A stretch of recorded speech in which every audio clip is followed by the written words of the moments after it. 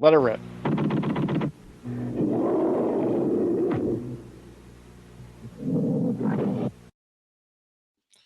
Well, Uper started the things right before we got on the pod. Took a couple shots of whiskey, and I think that it's going to be appropriate for some of the things that we heard this today. Welcome to another episode of Tigers Minor League Report podcast here on TigersMLReport.com. I am Rogelio. Still alongside me is Brandon Day, Uper, and Mike. You can find us on Apple Podcasts or you ever listen to podcasts. And as always, please leave us a review, 5-star or otherwise. We've been getting some more candid comments. I got one today from Tony in regards to our Max Clark interview. And yes, I know that YouTube ads are ridiculous and it sucks, but unfortunately, I mean, even now YouTube's doesn't like YouTube's. You know what? Maybe I'll probably get banned, shadow banned for this, but YouTube does kind of suck when it comes to even paying people. So, but Yeah. it is what it is. So, but yeah, there is going to be. This is one of those pods where we're going to be doing a lot of. It's an old bit that I used to do with Chris. We're going to bring Therapy. it back. That too, but the Avila translator, we dusted it off. And now it's called the Scott Harris translator. So we're going to be translating some of the Scott Harris comments today when he spoke to the media today in Orlando. We're going to be discussing the big free agent signing of Drew Anderson. That he's going to start to play 30. He was 1 year, $7 million, and then with a team option for $10 million. I believe that's the second part of the clause. Yep. And there's a reporter in LA that Brandon mentioned right before the podcast that swears up and down that Derek Skubal is going to be traded to the Dodgers. And I did a trade proposal you can find over at the roundtable. And I feel like this is we've been talking about this ad nauseum because I'm really getting sick of it until something really happens. But yeah, so it's just some guy. Yeah, I mean, it's just some reporter. It's not Ken Rosenthal. It's not Jeff Passan. So it's meaningless, really. yeah, there's a lot of I guess I will say I was happy to see the response I got on my trade piece that it seemed reasonable. So I'm glad for that. Sorry, Brandon, I just realized I just saw you text. I was so preoccupied with a couple things before like you sent me the link and I'm like, as soon as you got on here, I'm like, oh, there you are. No worries. I dug it out. But yeah, there's a lot to let's start with the Scott Harris stuff. Well, somebody made a comment about the Drew Anderson deal. Why? Luke Bonner on Twitter said why, but why Scott? Why Anderson? Well, they are trying to release. I think personally that they're trying to throw everything at a wall and see what sticks. Really. But let's start with the Sean here. He says we're tiny. Brandon's here after Scott Harris blew away. I figured he'd be on the Lamb pal. Okay. We were talking about that before too. Like whenever you write anything about Scott Harris, like any big article of any sort, like you're gonna get ripped by people who think he's doing a great job. You're gonna get ripped by people who say you didn't rip him enough. It's standard. So I just kind of avoided it today. I knew how it was gonna go. I saw somebody cross posted it on Reddit, and the first comment was like, "This is all hindsight," and I was like, "Yeah, it's a review of the last 3 years." So hindsight is going to be part of the equation, my friend. So yeah, but what are you going to do? We're all frustrated. Fan base is frustrated. For a team that just made the postseason and won wild card series each of the last 2 years, I've never seen more misery in my life. And and Scott Harris, added more fuel to the fire this evening, as I'm sure we'll discuss. But yeah, I mean, I think it was pretty fair. I don't think Scott Harris is terrible.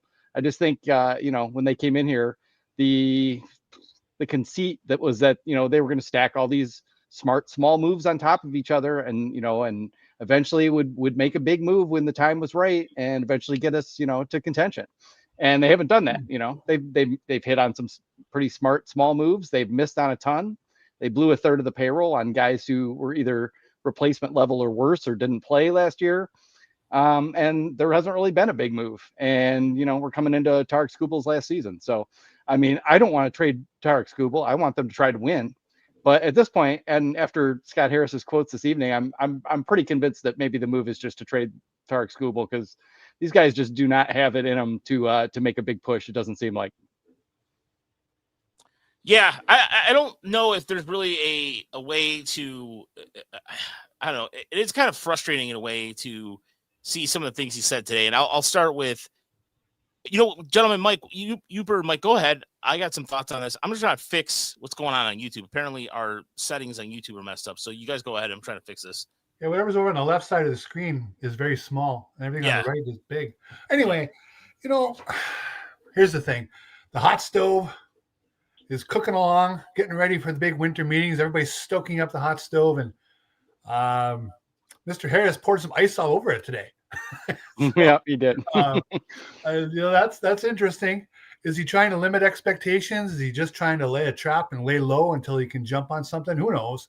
I mean, probably it's going to be what we talked about a couple of weeks ago. They're going to rely on a lot of their young players to take another step ahead. They were within one hit of the ALCS last year. So I don't think he feels the need that the fan base does to make a big move to spring into next year. And it, everything he said today kind of plays into that. And that's okay. I mean, it's a viable strategy. I mean, they went places last year. The offense died for the last 30 days, but otherwise, they were right where you'd want them to be on September 1st. So I think the big thing that I have struggles with is that it almost seems to me like they plead that they can't afford to play in the big game for players they really need. It's a choice. It's not a sentence. They are not sentenced to not spending. They are making a choice. Ilitches can afford it. So that part is a little disappointing. They can sell it as wanting their young players to move ahead. I get that, and it's a plausible idea, but it's also a choice. If they put out word under back channels and rumors that they just can't afford to go places, I find that to be a lie, really. Yeah. I mean, at least we know, based on last year, that they were willing, or at least it was conceivable that they could spend 175, maybe even 180 million. They were that close to signing Bregman. Yeah. And, after signing Drew Anderson, I think Roster Resource has them at 148 million. So, okay, they're not sitting there with like 50 million that they could easily just go commit to a bunch of players. But yeah, I mean, they're not stuck. I mean, if the idea is that they don't want to stall their young players, okay, well, Kevin McGonagall's not Jace Young, but they said the same thing, prior to that, like, oh, well, we don't want to block, Jace Young. We don't want to block, they don't want to block anybody. And, so it's just frustrating. And I mean, you can look at the team two ways. You can look at it as, okay, this is basically a 500 team the last 2 years that has Tarek Skubal on top of that and AJ Hinch managing the team. And that's how they've gotten to 87 wins. Or you can look at what they did last year and say, okay, they're more like maybe like an 87 to 90 win team that just fell apart down the stretch. And Riley Green presumably will get it back. You could see it either way, but one thing is clear is that they're not, really on the level where anyone's going to favor them to get to the World Series next year like this. I mean, if they go get Ha-Seong Kim and Kyle Finnegan back, which is kind of like what Scott Harris's comments sort of trend toward you expecting at this point. I mean, maybe you can squeak it out, but things went really well the first half of last year too. Better than, the roster would lead you to believe. And, eventually it all kind of crumbled and they were short an exactly Alex Bregman type of bat in the postseason. They did outpitch, the Guardians, and they hung right toe to toe with the Mariners, who I think on paper everybody thought should just trounce them. But to me, that's, that's more a function of having Tarek Skubal, having a really good manager, having Chris Fetter, game planning for you. They still have all those things, but yeah, I mean, it's just a tough look to have Tarek Skubal for 3 years and to really not make any kind of a major push. And, they'll have to live with the consequences from the fan base. I don't blame people for being frustrated with them. I think some people might be a little over the top with it, but there's, we were conditioned, by Dave Dabrowski and Mike Ilitch, and we don't have either one of them anymore, so we'll see how it goes. But, is Kevin McGonigal ready to ride to the rescue and hit 25 bombs and play the whole season? I don't know. I think he's going to be fine, but I don't know that he's going to be ready to, lead the way or be a major factor right out of the gate. So we'll just have to see.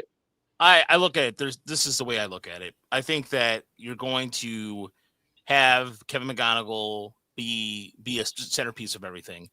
However, what they have to still figure out is the rest of it. What do they have with Max Clark and everything? And I think that the kid, I mean, he basically said the kids are going to play. That's what he basically was saying. And what's going to happen, what I think is also going to happen here is they're going to start getting those minor league free agents signed and out of the way. And the reason why they wanted to bring bullpen arms in is relatively simple. They want to have 6 or 7 to 8 guys that can throw and basically have openers, essentially. That's what they want to do because it gives them a flexibility to either put them back in the bullpen or not. Mm-hmm. Is it a strategy that's going to be revolutionary? Probably not. But I mean, I look at a trade, like I look at them, if a trade like going to get CJ Abrams from the Nationals, get it. I mean, fielding wise, shortstop, he's not going to be a long-term shortstop. However, put him some speed, put him in center field. If you want to move Parker Meadows or what have you into another part of the outfield, great. And then it gives you save and preserve Riley Green.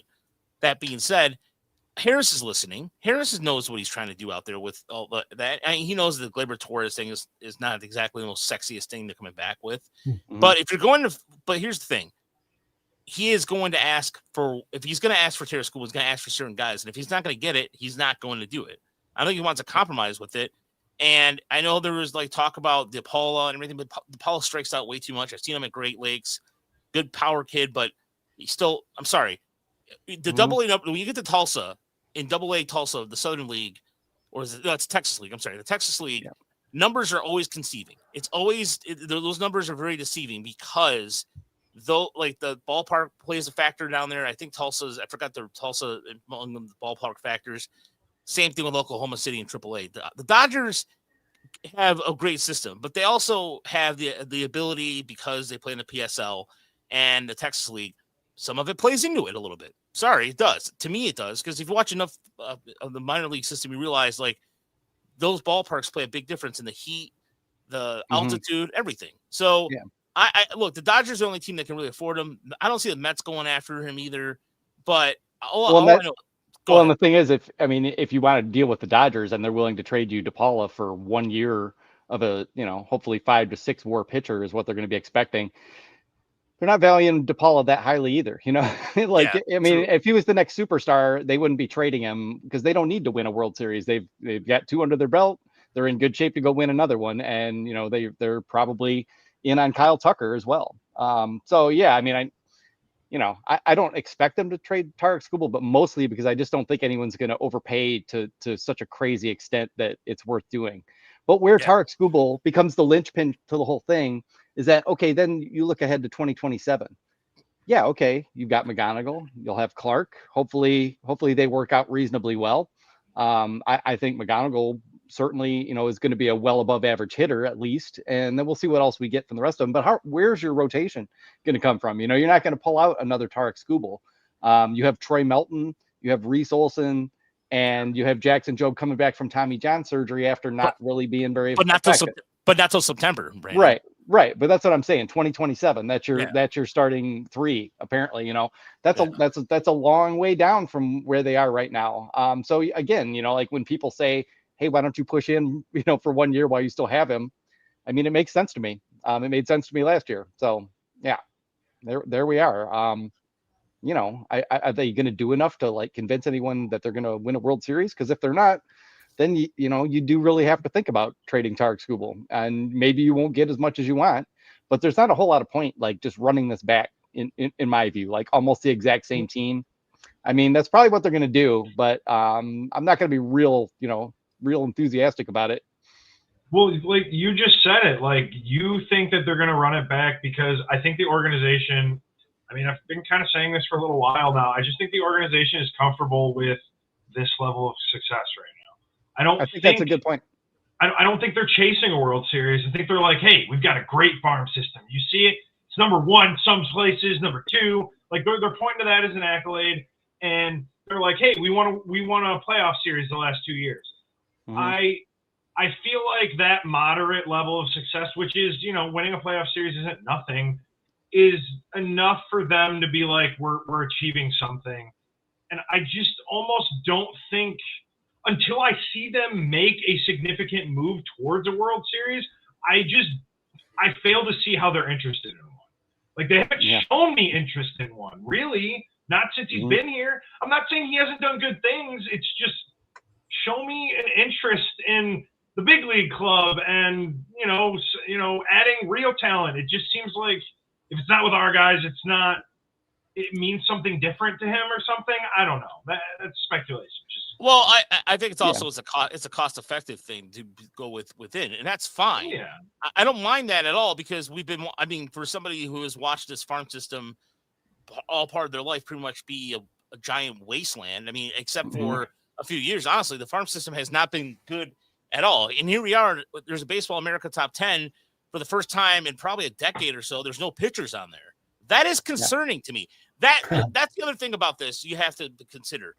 You have the reason why you want to run out with Skubal is unless the Dodgers give you 3 or 4 guys back that are pitchers, there's no point in training them because look at the system right now, top to bottom, outside of AA to AA. Chris and I were talking about this the other day. We have literally no idea what that rotation is going to look like in Erie. Honestly, Erie's rotation is going to look like Toledo. Like you don't know. And even in West Michigan right now, those guys, like they're majority of the draft picks in 2024, 2025, I'm sorry, the 2024, 2023 class, it's all banged up right now. You don't know what you have right now pitching wise. That to me is alarming to me because guys like Rainer Castillo and Brandon, we've talked about this too. Rainer Castillo took a step back last year. You're seeing Gabriel, like you're seeing these weird bullpen starts because that's what they have. They're using what they have because they don't have anything else, quite frankly. Yeah, well, and they don't have anything else that necessarily, makes you think that, that Drew Anderson is. I mean, you look at that AAA rotation, right? Okay, maybe they move Kiter to the bullpen, but if they don't, okay, you burn Kiter's last option. He's at Toledo. Maybe Ty Madden comes back. Who knows? I don't expect anything there. Sawyer Gibson Long is there. Maybe Jake Miller, if he's healthy, gets up there. You've got those 3 guys, but is Drew Anderson gonna necessarily be better than those 3 guys? I mean, his numbers were great, but I mean, the KBO is sort of like, AAA level, maybe a little less. So, and you're locking yourself into that guy now.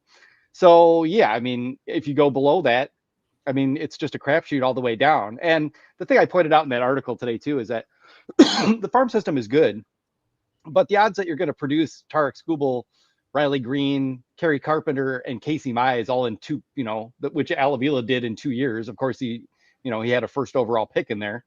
That's just hard to do. Like the idea that, McGonigal, Briseño, and Clark, and maybe even Rainier are all gonna work out to such a degree that they do better than that group. I mean, that's just not, super realistic. It's definitely not impossible. I love the prospects, but you've got those 4 guys, and below that, you've got a lot of guys who are like 19 and 20 who've been injured, so far, and we've barely seen. So, I mean, the farm system is good, and that's a good thing, but it's a long way from like looking at it like, oh, it's going to carry us, to the mountaintop here, because, we're already at a point where in 2 years, you're going to start having to decide what you're doing with Riley Green. Kerry Carpenter is going to be 30 before we know it. Colt Keith hasn't really established himself and hasn't really had a chance to even find a position. So, yeah, I mean, it's just hard to look beyond this year and see how things could go better. Like that the best days are still way ahead of us. Maybe that's true, but it sure doesn't look like it right now. And that's why, to the majority of the fan base, this looks like the end of the line, like the last chance at the run before we kind of have to restart things a little bit. Not a rebuild, but certainly like some kind of retooling of an entire pitching staff to get back to just being where they are right now. It's just such an interesting mix of factors that we have to consider with this team that we just haven't seen with the franchise for maybe forever, because they're coming off 2 playoff appearances. They have this one fabulous gem of a star, but only for a year. What do you do with him? You have this farm system that looks like it has all kinds of jewels perking up that you're going to mix in, and you have some young players who've been good at times, not so good at other times. And we have a front office who I think are in is this their 3rd off season with the Tigers now? Oh, this is number 4 now. This is number 4. Okay. But they spent the first 2 building up the lower parts of the system. and not necessarily adding to the big league club. And then he caught fire in September of 24, right? Yeah. It's so hard to look and say, yeah, this is exactly what they have to do, because they have so many options to choose from, and nobody feels confident they're going to choose any of them. I don't know anybody who's confident that they will keep Skubal for a year and add the pieces to contend this year. Does anybody feel confident in that? I don't feel confident in that. I also don't feel confident that they'll trade him and also bring in, they could still then target his money and pull in free agents like Bregman and Robert Suarez and, contend that way. I don't think anybody thinks they're going to do that. I think at the end of the day, you always just look for the simplest solution, right? Occam's razor is an overused term, but the simplest solution is the one. I think they're going to do very little, and people are going to hate it. But I just think that, it's okay to use Tarek Skubal, use him up this year. They got you within one at bat of the ALCS last season, and you let him walk at the end. People say, well, you only get a draft pick. Yeah, but you also get one more year of his prime. Okay. That's something people always kind of leave that part out. They forget that. He may go nuts and post another 7-war year, 8-war year, whatever, and pull them deep into the playoffs. And if that's the thing that happens, that's not the end of the world, but it's probably just not the sexiest thing that people are hoping for. Yeah, I mean, a lot of it is just sort of like letting it happen to them. And I think, just that sense alone frustrates people. Gleyber Torres decided to come back to the Tigers. Jack Flaherty decided to come back to the Tigers. The Tigers didn't necessarily make those decisions. And they may not make very many decisions this offseason that don't involve the waiver wire and minor league free agents. And that's a part of it too, when, the impression of passivity that's been around the last couple of years is so strong. There's not a whole lot to suggest that that's going to change. So, yeah, I mean, the one thing that Boris said no to, so the one thing that Steve was saying that CC was willing to stay, but Boris said no. CC Sabathia's a grown man; he can make his own decisions. I mean, CC probably wanted more money too. I mean, to sit there and say that Scott, like, look, if Scott Boris is a powerful man, I understand that, but if a player wants to do something, the player's going to do whatever they want. It's free choice. He's not a dictator. So if he wants to sign back here and he wants to be a team-friendly deal, then they would make it happen, I would think. But I don't know. We don't know. I mean, I know he's tired of. I know Skubal's tired of hearing about it. I see it in his face in every interview. It's like every single 5 damn seconds, and I'm sick of hearing about it too. And he's trying to do all the right things. And that dude tried to get him to sign the Yankees hat. He's like, no, I won't do it. I want to stay here. I want Eminem and Jack White to play in Comerica on opening day. He's trying his best to like manage this and not put himself in that kind of situation where people are speculating about what he wants. He's a Tiger.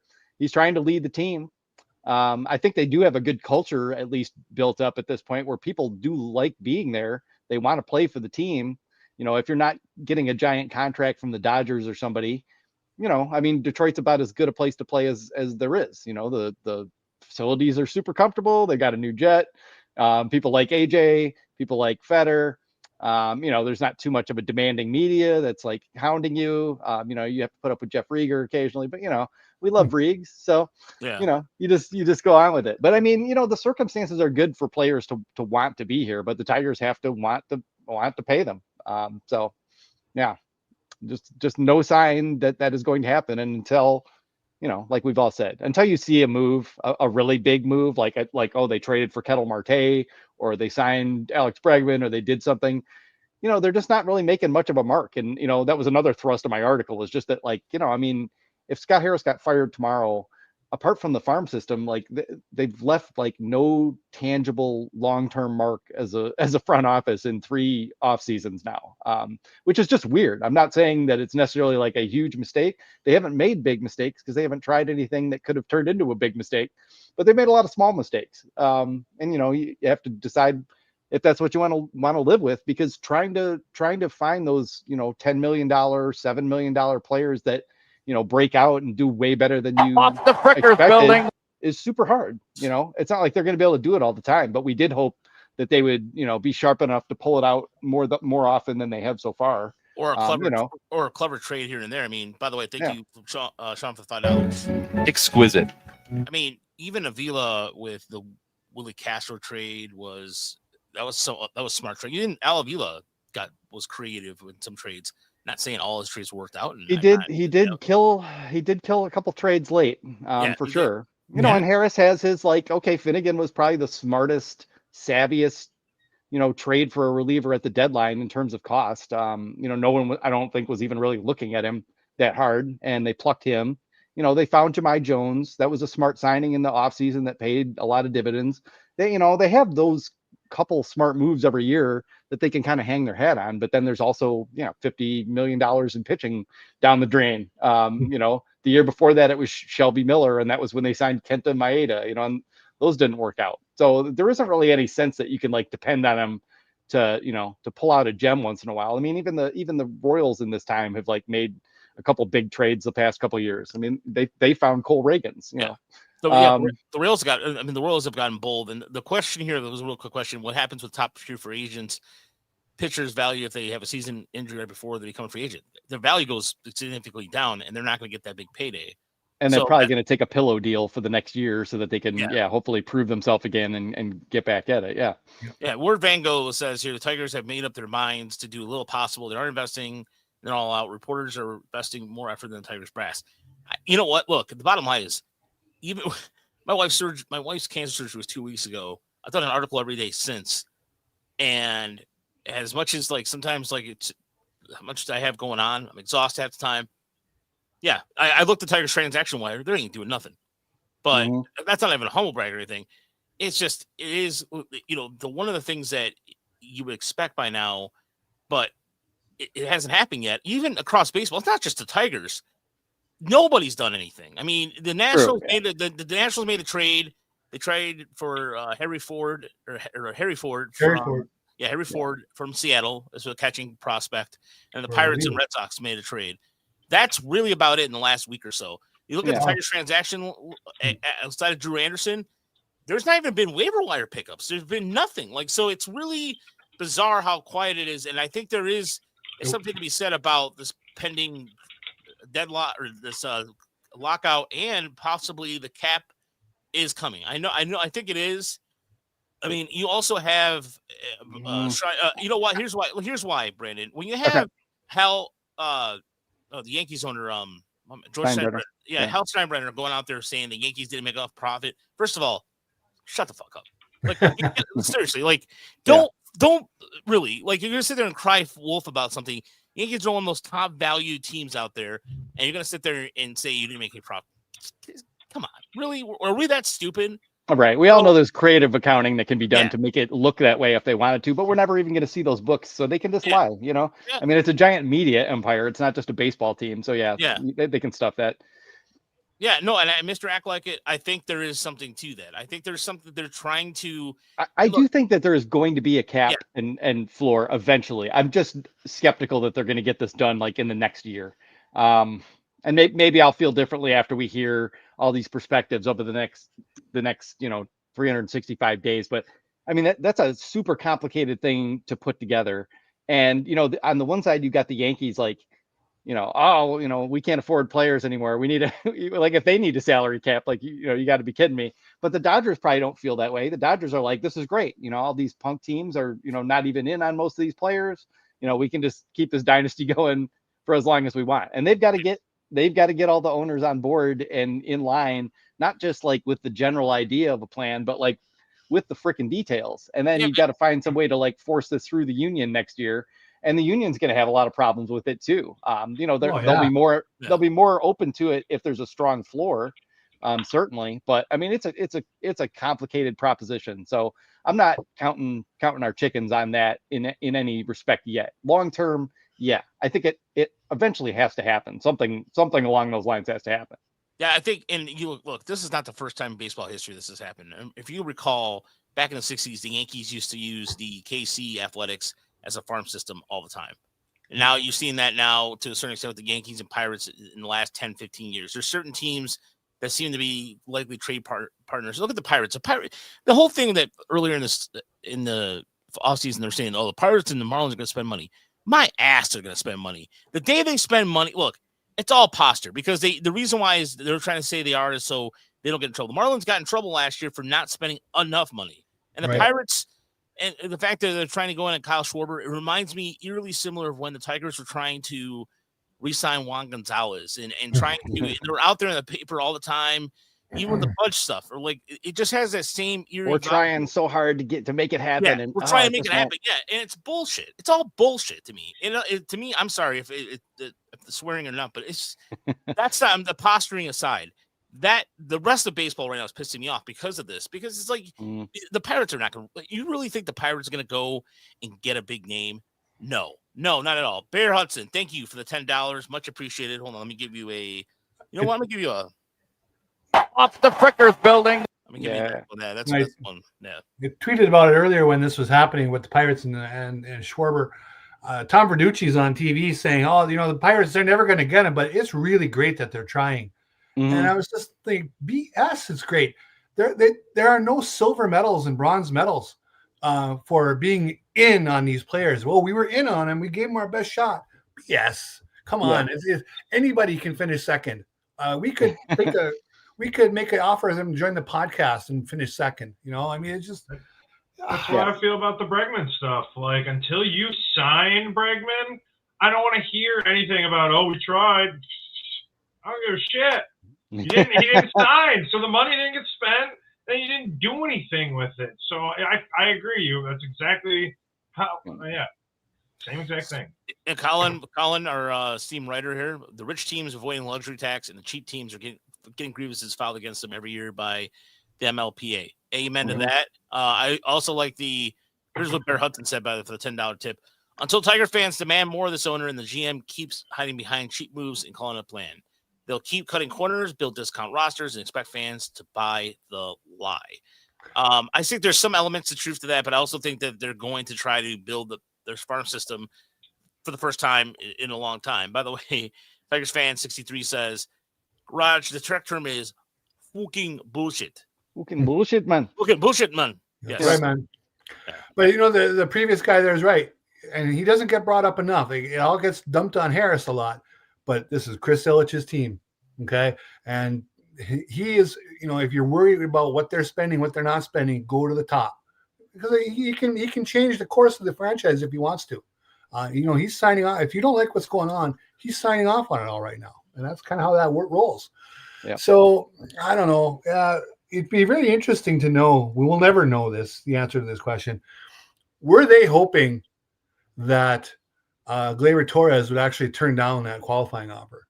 And what would they have done with the $22 million, if anything? Instead, now they have him on the books for $22 million, which is okay by me. I was in favor of offering him the qualifying offer. I was just hoping they would pocket the draft pick, but same here. Yeah, same here, but it was worth the risk because having Gleyber Torres on the team is fine. You need a right-handed bat somewhere that is a professional and can kind of grind it out. Finding out that he had a hernia down the stretch makes it, feel a little bit better. Like, all right, he didn't just like collapse. The first couple months weren't a fluke, all that sort of thing. But yeah, I mean, it all, like we've all said, it just comes back to until you do something, no one believes you're going to do anything. And if they had that $22 million now laying around, is that where they would go after a Robert Suarez or whoever, the guy you want, whatever guy you want? Would that have been the move? Well, and and the thing about like, okay, we're going to build in all this depth, that's where we're going to spend our money. Well, it hasn't worked. They would have been better off just signing like a star and just throwing money around, because they ended up basically dumping, $65-70 million into pitchers the last 2 years who did nothing for him, because it's hard to do that. It's hard. There's a reason players are cheap. It's because they're not good. If everybody could make that work for themselves every year, then they would certainly do so. But I mean, you also look around the franchise, and this is why it's also hard for them to cry poor, is because you're building the luxury section. You put all the bells and whistles in there. Ticket prices haven't gone up a crazy amount, but they just keep creeping up, to pay for all this. And, another thing is that I've started to question like how much money the franchise is actually invested in like medical personnel, the biomechanics department. where's the beef from all of that? I've made the argument plenty of times defending them that, like, look, you have to realize that, they're spending probably 30 to 40 million dollars off the field that they weren't spending when Mike Ilitch owned the team. But Mm. I don't necessarily see much benefit from it because the injuries are just piling up left and right. Yeah. It's not like we're turning out 100-mile-per-hour flamethrowers all over the place all of a sudden. I mean, you have to kind of question like all their investments, beyond, just what they get in terms of players. And I don't know. All in all, I'm getting a bit disillusioned. This is what it's coming down to. I mean, there's guys losing velocity. I mean, there's guys that Mhm. are going down 3 or 4 miles per hour when they first got drafted. I mean, Yeah. Jaden Ham was down to 88, 89 after he got back from injury. That's Yeah. concerning. Carlos Marcano and Jake Miller were throwing harder, Yeah. No, and the thing is, but not a lot. So. but you can argue, look, there's a lot to be said about the position side of things. That's improved dramatically. It's the position in terms of position players. The Tigers have had this is the best development I've seen probably in 30 plus years. This is, yeah. I mean, no doubt. Oh, Pitching, forever. I mean, there was, yeah. let's not even, I mean, if we go back to Tram and Lou, like there was no, Yeah. development was a different thing back then. Yeah. It was go play a lot of baseball, kids. Yeah, no, that was also, and that's really, like, you really had to have a really scouting eye to see if a guy was going to pay off or not. Not to say you don't need a scouting eye now, but my point is there wasn't the metrics and all that stuff to tell you a little bit more about the player. But anyway, yeah, it's been since the 70s, since in terms of like actually producing major league talent, because this is a team right now that if you look at positional player wise, it's been drafted eternally. Dingler won a Gold Glove. There's a lot of things you can hang on. Look, I'm not trying to holy crap the Tigers' efforts here. The Tigers have done a really good job of developing players, but what you have to be concerned with is something they were really good at or decent before in pitching. Now all of a sudden they're pedaling backwards. It's either they don't have any answers for it. So as of right now, and so you have to really, I thought that might be some more changes on the minor league side, of the coaching side, or we haven't really heard much about that. That's been really ultra quiet. Right. And there is a long way to go. That's the other problem is that, it's the first full day of the winter meetings. Usually not much happens by now anyway. So I'm not trying to lose my mind already. It's pretty early on, but yeah, I mean, it just goes back to like we just keep saying it, until they do something big, no one is going to believe that they're ever going to do anything big. And that leaves us kind of running it back next year and hoping, things just go better. And maybe they will. I mean, I'm not, complaining about being in the playoffs every year after the nightmare of the decade before that. But once you get, the abyss. But once you get to this point, it's pretty hard to just watch them sort of like, maybe it'll all come together for us. It might, but here's what he said: no untouchables on the roster. Can't do my job without listening. So whatever that case is, I'm sure he's probably getting some offers right now. And there's nothing that gain momentum. But there was one cool thing I did hear today that I did like. That is really cool. Is the Dominican Republic national team is going to host Tigers in Santo Domingo for the 2026 for a couple games for the World Baseball Classic. So kind of give them a preview a little bit. So I thought that was cool because Tigers really don't do a lot of international things like that.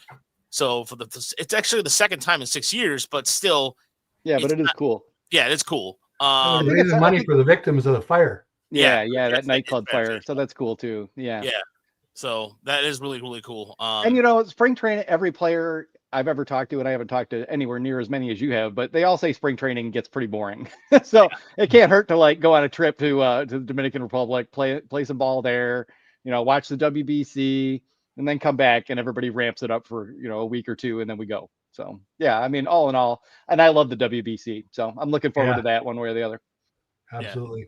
No, and there was unfortunately one of the people who died in that fire was former Tiger Octavio Dotel, who passed away. He played. The Tigers were his last stop too, by the way. So he played for what 13 teams. Like it was always like the image of his. It was amazing. Was it? Yeah, his suitcase with all the different team stickers that he played for on it. Yeah. So, and it also is cool because they'll be playing against Panama on March 4th. So I'm hoping that if we raise enough money, of course, that we can go down there in spring training and be down there for that, because that'd be cool. Because can we write that off? Yeah, I can write it off. Let's just be get donations going again. We Hmm. gotta.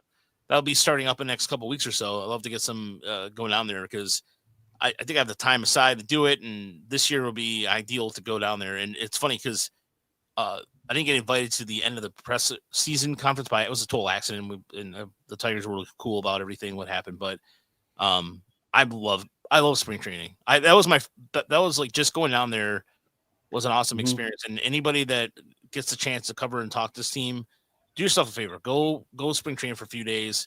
It's really nice. So, we too. Wow. We too got to hang out with Jose Lima. That is awesome. Oh, awesome. And Jose Mesa stayed at our bar. Jose Mesa is also a former Tiger for like 30 seconds. Yeah, briefly.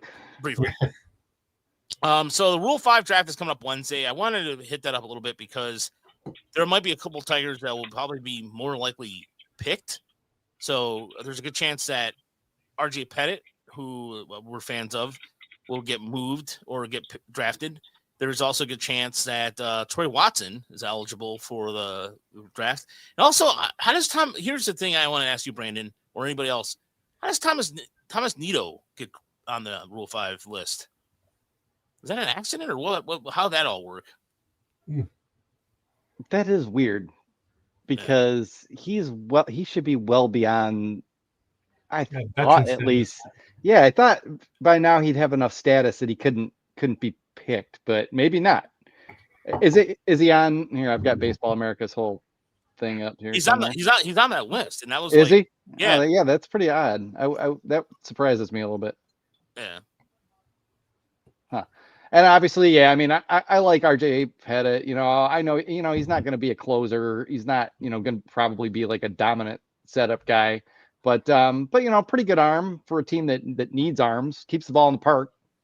The fact that everyone wants him, doesn't make me feel great about the fact that he's going to be leaving. But we'll see. He might end up coming back to us. But Liam Hicks didn't last year. That was another funny thing from my article today that people got mad about because I kind of pointed out that whole, they should have just kept Kelly. I mean, they traded Carson Kelly for Liam Hicks, and then they just let him go in the Rule 5 draft. He puts up one WAR for the Marlins. Like, well, the whole thing was a botch job, and some people didn't like that very much either. Yeah. I just think I kind of feel like Jake Rogers' time is done. Like, I love Jake Rogers. I know he has like a place in the clubhouse, and he's a leader and he's good behind the plate, but we don't know if those skills are going to matter as much with the challenge system coming. He hasn't hit really in 2 years. Kind of feels like it's at the end of the line. So I don't know. So it wasn't exactly hindsight. When they traded Kelly, I was kind of half in my mind thinking like, ugh, I would have rather traded Jake. But they would have had to sign Carson. So it's all Bradley does bring a good point. I mean, there is a lot of complaining among fans that are not happy with the current situation. For me, yeah, if the Tigers do something great and they can continue to be competitive, that's fine by me. I really don't want to go back to 2020, 21 where it was literally bare bones, right? 4A guys. So yeah, I just think we can split the difference. Yeah. I mean, they don't need to go trade McGonigal and Clark, and nobody's asking for that either. We just like a little more oomph in the effort department here. They haven't spent very much money in a long time. Chris Ilitch has said over and over again that, when we're close, we're gonna, we'll be there. We'll be spending a competitive amount. Well, they haven't done it. There've been a lot of promises made over the last 10 years, and they've kind of fulfilled some of it by getting to this point where it's like, okay, the team is fun to watch. They're competitive. But then nobody feels great about the fact you just can't feel great about the fact that they're not trying that hard to go any further. They're just kind of going to roll the dice and see if it works out.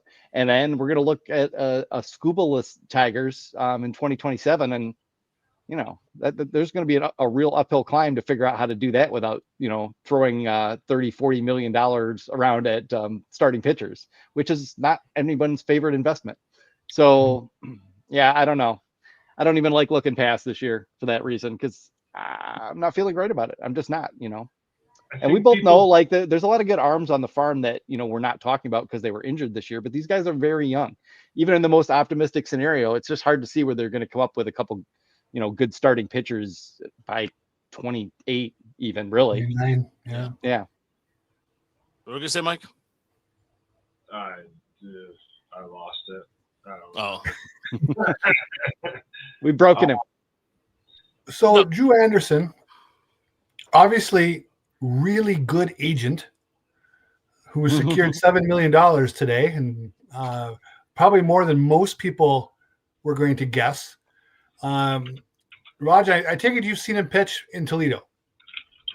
Very little. I mean, he did spring. He Oh. almost got a job out of. He almost got a job out of spring training. I remember, but the He was problem kind was of close. Yeah. yeah. But the problem was command. His command was a little bit. He had a high pitch count and wasn't really commanding what he was there. So maybe he honed his command in Korea. That's a positive, but I look at it like I think he is a guy that's going to be an opener tops. He got, as far as like his better command than Matt Manning does, Colin. That's for sure. I mean, he got sent down with Matt Manning that year, and then Korea was like, "Here's more money," and he left. So that It's a being pretty said, good fastball. I yeah. mean, it's not like he's got nothing. I mean, he throws 94, 96. It's got some ride. It's got a solid cutter, decent slider, decent curveball, fairly good looking changeup. That was kind of like from recall for when he was in AAA, but also like Changeup's got some fade. Changeup's got some decent fade on it. That's for sure. Yeah, and I mean, who was it? Lance Brodzowski, who had some data from the KBO on him.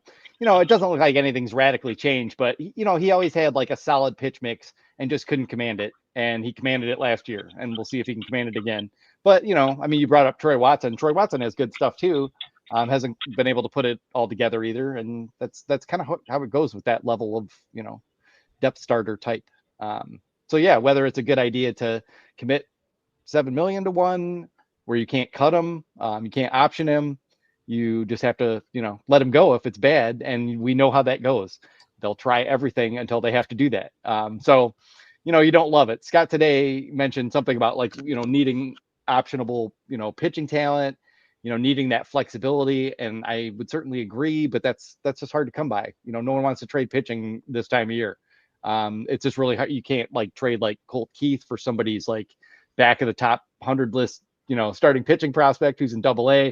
Like, it's just hard to come by that right now. So I'm sure they'll do the usual rigmarole and be scouring the waiver wire and, try some minor league guys and see if they can piece something together. And, maybe this time that will, be more effective.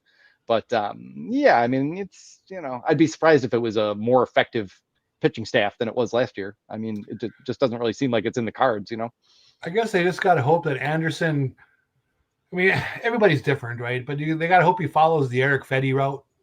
Going to Korea, working on something, implementing whatever they teach over there, and coming back and really being solid for a year. Because he was great, and then he kind of fell back a bit the second year. If that worked out for the Tigers, that would be a great investment of $7 million. If he's going to be an opener, can he get through an order one time? And do that fairly frequently. If he can, more power to him. And that I did take a little exception to some people, a lot of it, and it's Twitter, so you can't worry about it too much, but really complaining about the Tigers signing him like that was a bad thing. I just think I think that's going to be the marquee move of the winter. Now, if it does end up being the marquee move of the winter, then we do have something to talk about. But otherwise, it's just a depth signing that every team kind of dabbles in. To me, when you have a guy who went to the KBO and was that successful, and you want to throw a few $1,000,000 his way to bring him into the system, works for me. Yeah, I mean, if we want to make a comparison, like the Blue Jays gave $30 million in 3 years to Cody Ponce, and Cody Ponce was slightly better than Anderson in the KBO last year, but it was a pretty negligible difference. So I mean, the price for that kind of that level of pitcher is probably just fine. But 1.5 WAR next year, you paid for it. Yeah, exactly. I mean, and he's been healthy. He threw a full slate of innings last year. So yeah, I mean, we can be smart asses, and it'll, at least he'll do more for us than Alex Cobb did. But but it also plays into something that Raj and I have been talking about. Maybe you guys have been talking about it all. It's just that the Tigers seem to want to scheme a way to not have like a dedicated starting rotation beyond like maybe 3 guys. I don't know if that's fascination with the way the pitching chaos year worked or stretch worked, or what it is, or if it's just, there's too many injuries, committing a ton of money to pitching is dangerous, which is again, what scares me about like the next few years. And, I mean, so if you have yourself like a whole bunch of multi-inning relievers, in place of a fifth or sixth starter. Like, that seems to be something they want to try. Whether it'll work out, I don't know.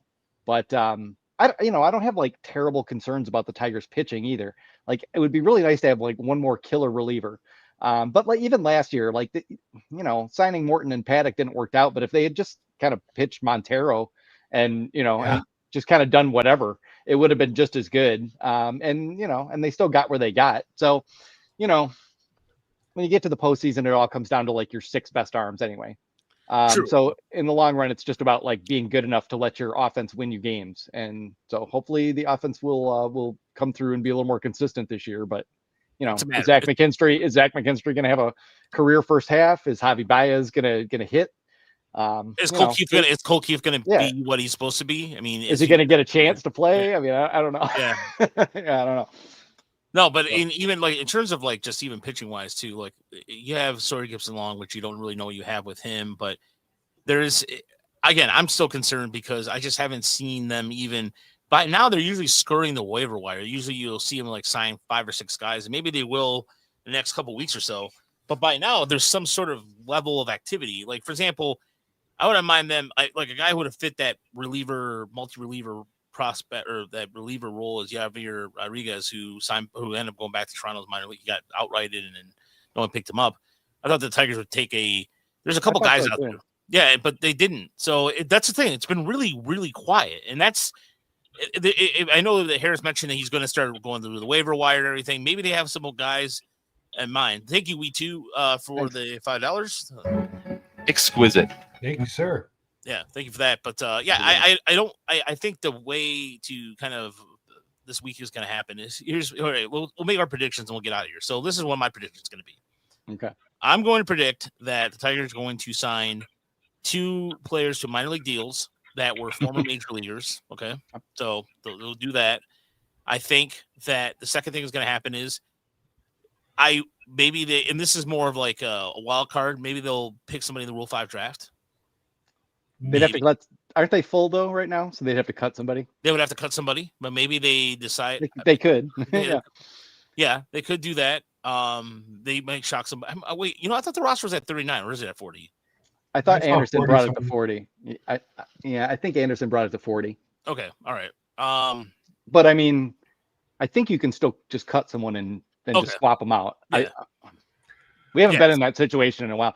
I don't even know if they'll pick somebody. I mean, I kind of expect that they just won't because they didn't last year. But we'll see. But maybe they'll surprise everybody because there's a lot of good pitchers in that Rule 5 draft.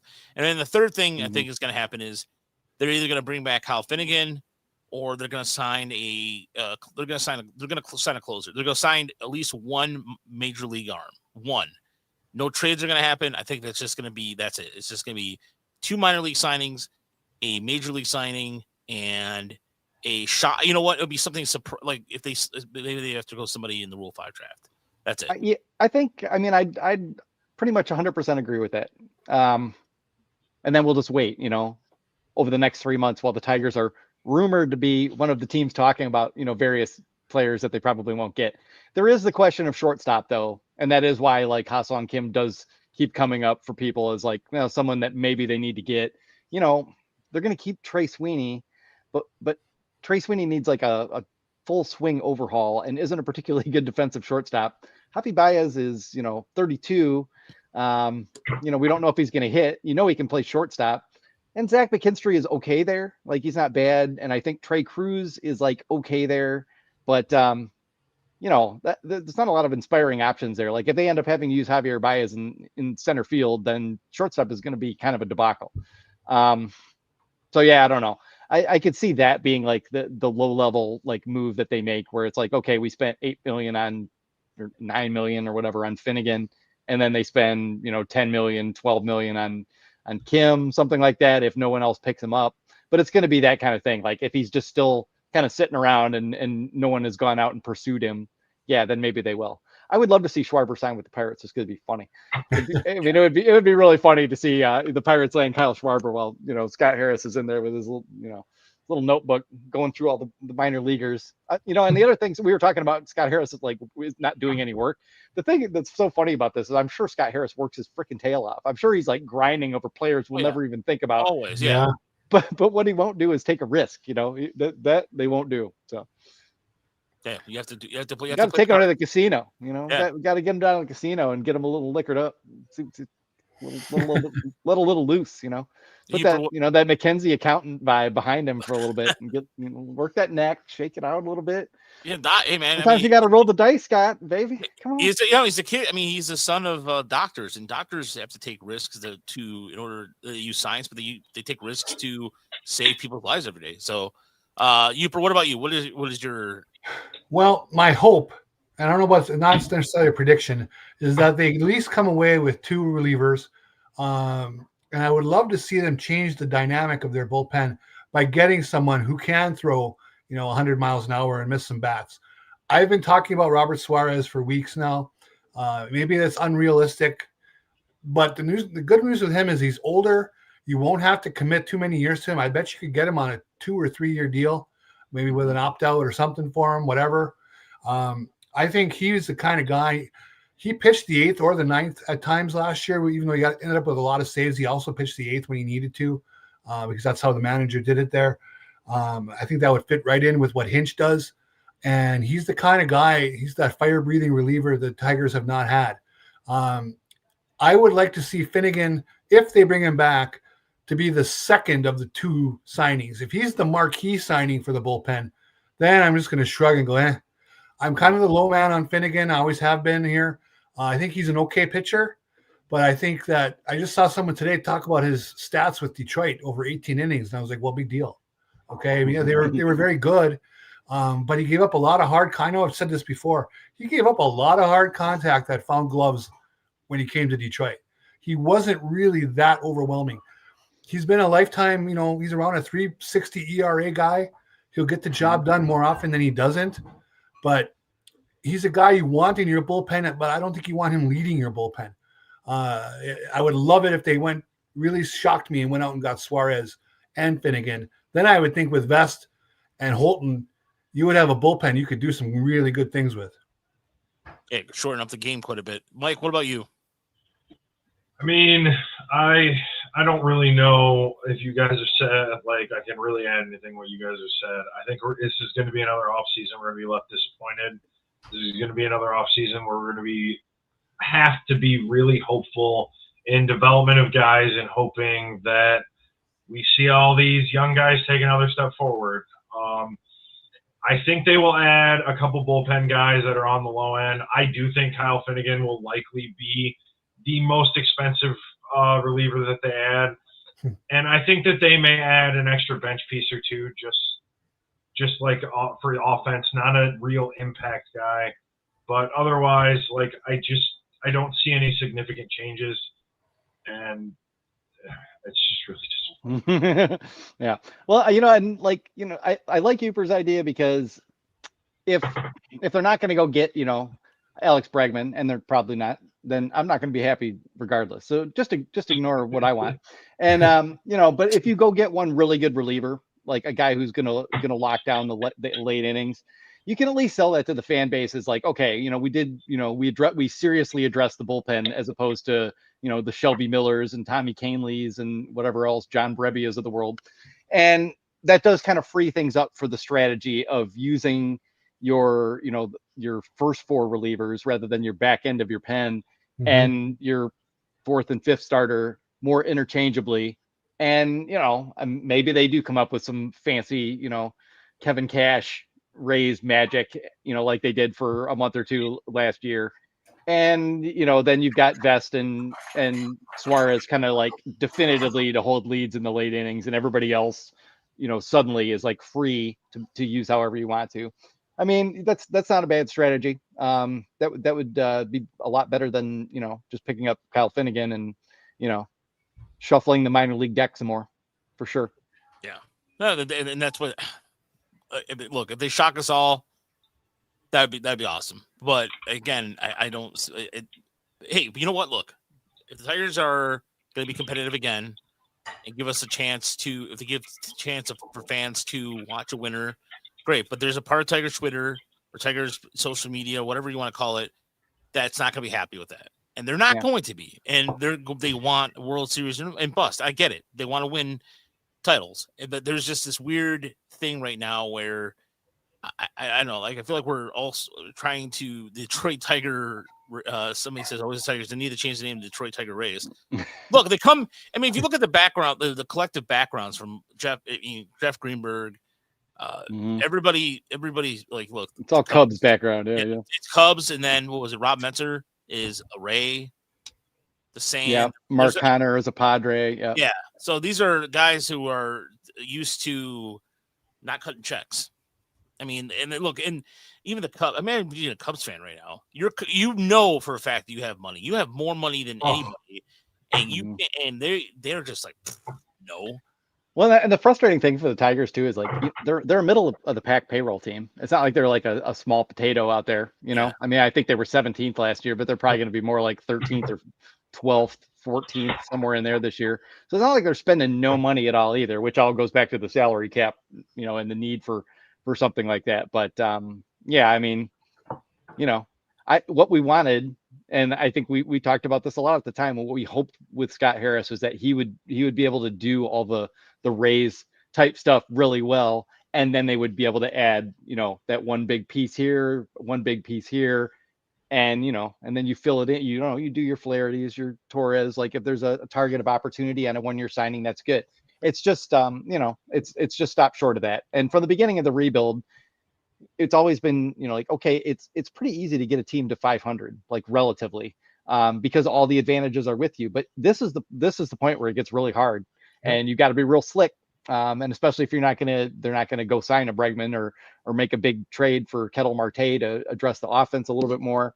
You know, it's just a tough gig. And so once again, the pressure is going to fall on the youngins. And we have, like, you know, at the same time we have Jeff Greenberg talking about how much AAA, you know, at bats matter and how they want to make sure those guys like don't get pushed too fast.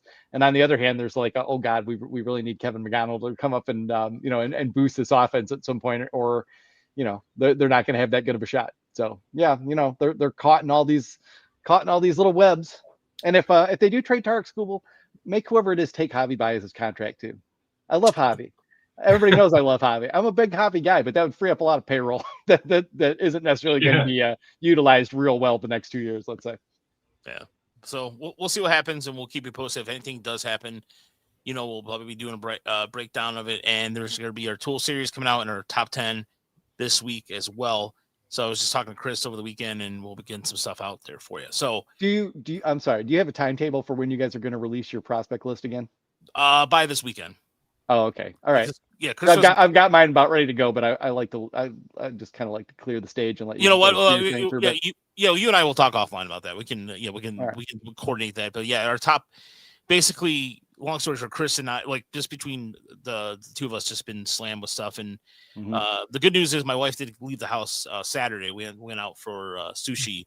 Nice. And got some. Actually, we got ramen. I'm a big udon noodle fan. I love udon. Oh yeah, nice. So that's the way we went, and she got some the broth of noodle. By the way, ramen. Let's talk about ramen broth for a second. Healing powers, folks. Very good stuff. So yeah, I highly recommend. I didn't know for the longest time, like, what is this that tastes so good in here? Like, I kind of thought it was just going to be like chicken broth with egg and noodles in it, but no, it's got a whole different thing. Yeah, it's IMA. It's IMA, I think it's called. Or I forgot. IMA. Thank you. You know what I'm talking about? Madison Heights, Mike. Yeah. Yeah, fantastic. That's like right down the road. Yeah. Right I get Shiramaru in West Bloomfield or Troy. Yeah. Like Troy. Keep it close. Out of suburbs. Tell Sarah we love her. Sarah, if you're listening, shout out to you. Hope you're doing good. Absolutely. She's in the other room. She heard the shutout. You hear the shutout? You got a shout out. I just interrupted the outro for this. Yeah. That's all right. Love you, Sarah. So, thanks so much for listening. We appreciate it. And like I said, if there's anything that happens in the next couple of days, if the Tigers shock us all, we'll let you know. We'll talk to you soon. And I should end the stream right now. There we go. End the stream.